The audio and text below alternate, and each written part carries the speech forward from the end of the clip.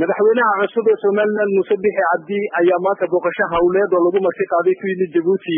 iyadoo arrintan ay tahay safarkii horeeyay madaxweyne Muuse Biixi uu ugu soo baxo dibadda tan iyo markii si rasmi ah xilka loogu caleemo saaray Soomaaliland 13 bishii dhaweyd ee December sanadkii 2017 madaxweynaha Soomaaliland waxa ku soo dhaweeyay garoonka diyaaradaha ee Djibouti madaxweynaha Djibouti Ismaaciil Cumar Geele iyo xubnaha xukuumadda Djibouti iyo mas'uuliyiin kale oo isugu jira rayid iyo military qolka marti sharafka ee riboorka garoonka diyaaradaha ee Djibouti ayay labada madaxweyne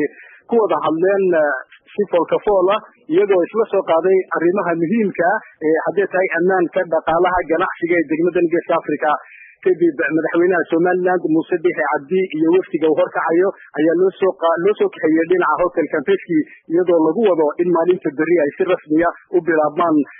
kulanada ay yeelanayaan labada dhinac ee Djibouti iyo Soomaaliland madaxweynaha Soomaaliland waxa safarka ku wehelinaya wasiirka arrimaha dibadda ee Soomaaliland Dr. Saad Ali Shire wasiirka waxbarashada ee Soomaaliland iyo wasiirka cadaaladda ee Soomaaliland